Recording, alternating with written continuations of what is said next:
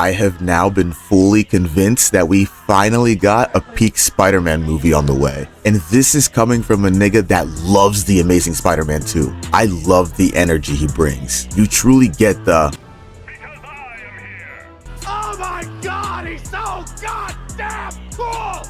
The second trailer for Spider-Man Brand New Day has dropped, and oh my god, we have a lot to talk about. We're finally exploring the mysteries between mutants and mutates. And for the nerds in the back, if you don't know, in the Marvel Universe, a mutant is someone born with X genes, while a mutate is just a regular human whose DNA has been altered in some way, shape, or form. Some key examples are Professor X and Bruce Banner. I also love how Spider-Man is the bridge between all these characters. It reminds me of the 90s series when Peter tried to consult the X-Men to help him with his mutation, but instead of wanting to help him, they tried to have him embrace his new mutant lifestyle.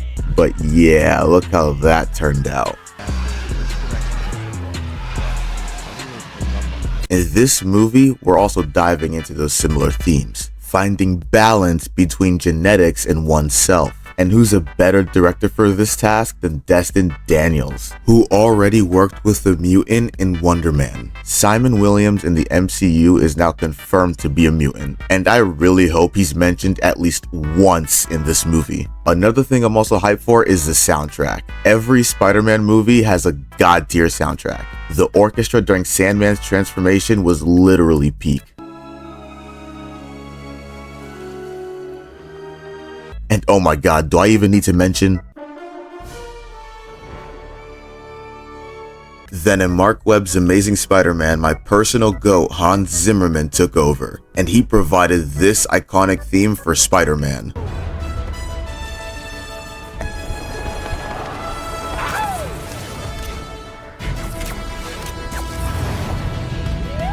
And how can you forget Electro's theme too, because holy sh...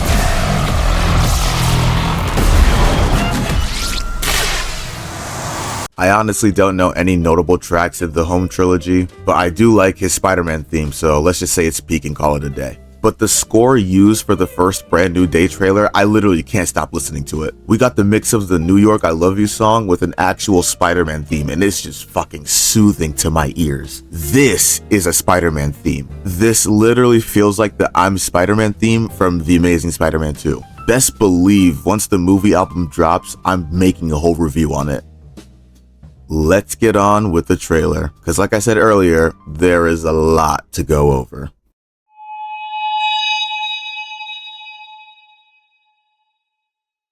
Off rip, we're starting off crazy. We get more clips with Spider-Man beating the piss out of Scorpion. Gang, I don't know what it is about Spider-Man versus Scorpion, but this nigga does not fuck with him at all. Have y'all seen the Your Friendly Neighborhood Spider-Man? When he quite literally walked him down? Like, gang, was it necessary to throw this nigga into a cop car? What happened to no casualties? While we see Peter manhandling this unk in a metal suit, we get small voiceovers from Peter sort of narrating how he's feeling and what's going on with him. And then we see this nigga's eyes go black. And then I'm like, hold on, did Brody just activate his Sharingan?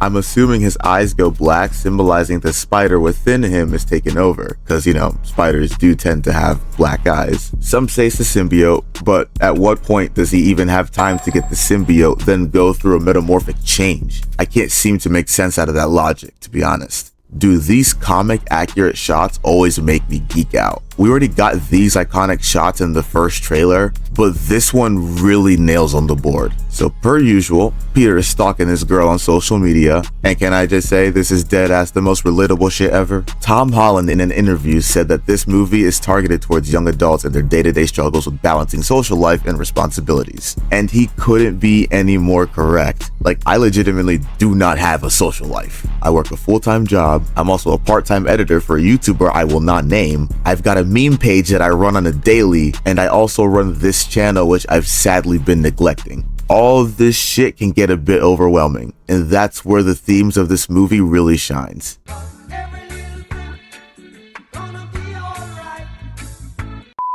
We finally get a closer glimpse of Peter first getting his organic webbing as it literally blasts off his mechanical shooters and oozes out of his wrists. I also love his reaction to this because any normal person seeing this come out of them is going to be grossed out too. We then get to the genetic conversation where Peter is trying to get answers from Bruce to suppress his mutating DNA, or at least remove the bad elements such as his blackout moments. You're not one of my students, are you? And then Bruce says something very important that I think ties to the philosophies of mutant racism in the MCU.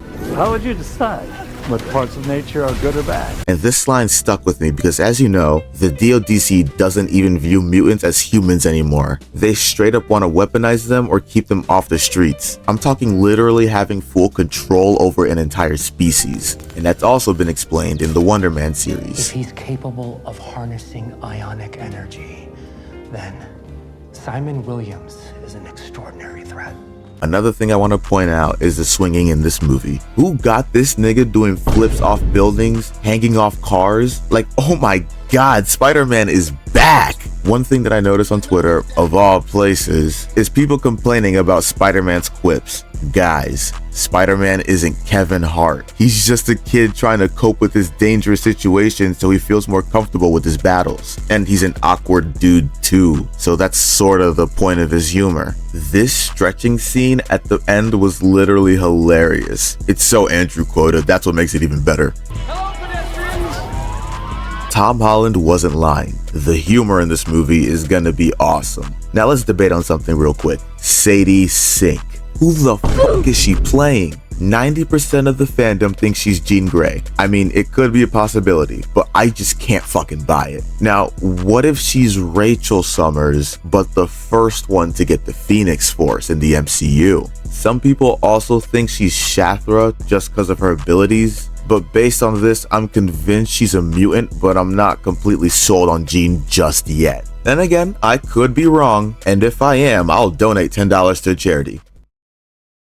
Is anybody else excited for Tramell Tillman's character? He seems to be so nice as Spider-Man in the trailers, but I just know there's a dark twist to him. The cast list says he's playing William Metzger, a literal mutant racist. He's essentially the KKK leader against mutants.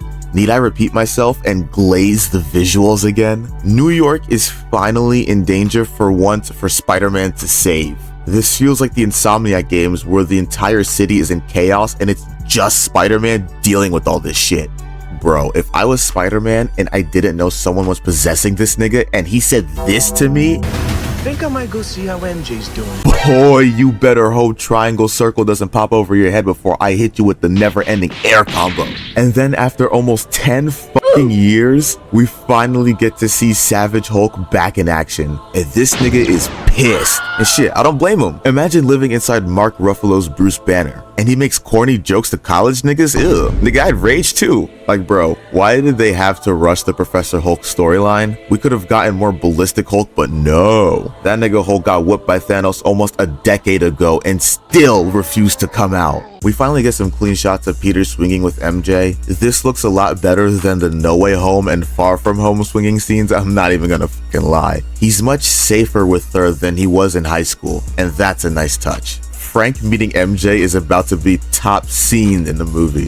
Mr. Let Me Tell You Something versus the skeptical emo girl is a combo I did not expect to see. We also see Peter roof jumping without a suit. Like, has he ever swung around without his fit on? All the other Spider-Men have. So what took you so long, It's okay, Rocky. And then we see more glimpses of Spider-Man versus the Hand, and then him activating his Spider Sharingan. And then he starts putting belt. Like, what the hell is this web tornado? I ain't ever seen you do this shit a day in my life.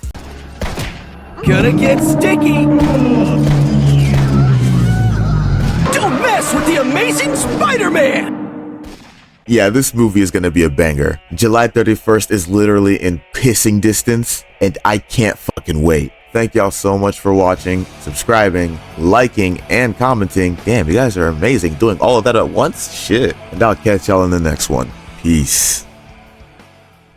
So, apparently, I didn't even know, but we hit 500 subscribers. Fucking gnarly. And after I've been gone for 2 months, you guys are treating me so well. But for real, guys, I do appreciate the love and support I've been getting this past week. I didn't think my comeback would be that good, especially for being gone for 2 months, but shit, it's just insane to me. We're halfway there to 1,000 subscribers, which would be the craziest milestone I've ever hit in my fucking life. And again, from the bottom of my heart, thank you guys for being supportive, being conversive in the comment sections, and not actually just blindly saying stupid stuff.